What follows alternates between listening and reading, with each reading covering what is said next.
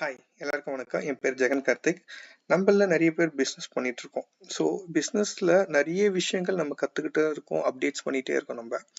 So எனக்கு இந்த 10 வருஷம் ஜேர்னியில் நான் சில விஷயங்களை கற்றுக்கிட்டேன். அதில் பேசிக்ஸான விஷயத்த மட்டும்தான் இந்த வீடியோவில் சொல்ல போகிறேன். ஸோ அதில் ஃபஸ்ட்டு வீடியோ எதை பற்றினா business card, visiting card, modern business card, appointments. இந்த கேட்டகரிஸை வந்து நான் ஃபில் பண்ண போகிறேன். என் பேர் ஜெகன் கார்த்திக். நான் டோபிகோ பிஸ்னஸ் சொல்யூஷன்ஸ் பிரைவேட் லிமிடெடோட சீஃப் ப்ராடக்ட் ஆஃபீஸர்.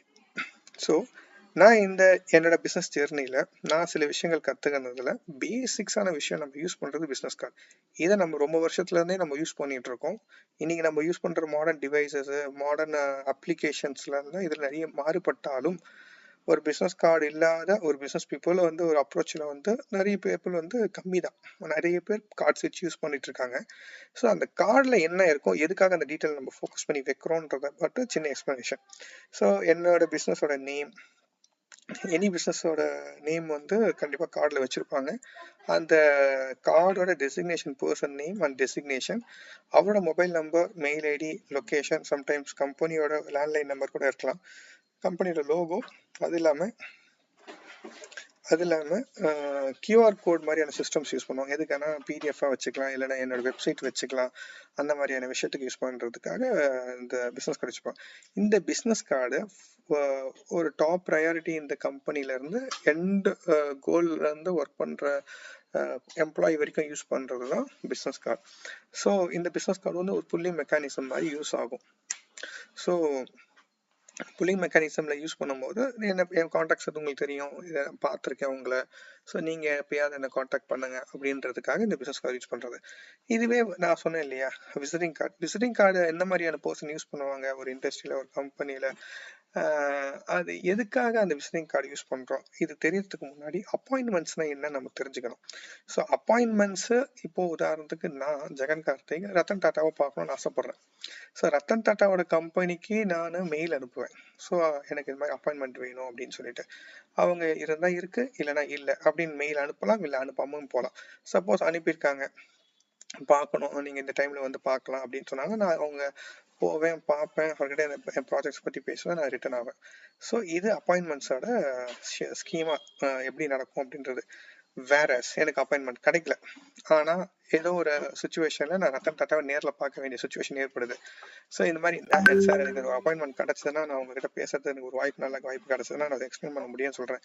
இந்த விஷயம் ஸோ நான் பேசும்போது, சரி என்னை வந்து இந்த டைமில் இந்த டேட்டில் வந்து பாருங்கன்னு சொல்லி ரத்தன் டாட்டா எனக்கு ஒரு கார்டு கொடுக்குறாரு அப்படின்னா அதுதான் விசிட்டிங் கார்டு. ஸோ ஒரு விசிட்டிங் கார்டில் என்ன இருக்கும்னு பார்த்தீங்கன்னா, அந்த கம்பெனியோட logo, company name, branches, so branch, அப்புறம் அந்த டெசிக்னேஷன் பர்சன் நேமு, அவரோட டெசிக்னேஷன், இது இருக்கிறது பேர் தான் விசிட்டிங் கார்டு. உதாரணத்துக்கு இந்த விசிட்டிங் கார்டை கொஞ்சம் நல்லா டீப்பாக புரியுற மாதிரி சொல்லணும் அப்படின்னா, எனக்கு புரிஞ்ச வரல, பொன்னியின் செல்வன் படத்தில் பார்த்தீங்கன்னா ஆக்டர் கார்த்திக் வந்து ஒரு தருணத்தில் வந்து ஐஸ்வர்யா பார்ப்பாங்க. ஐஸ்வர்யா பார்க்கும்போது ஐஸ்வர்யா அவங்கக்கிட்ட ஒரு மோதிரம் கொடுப்பாங்க.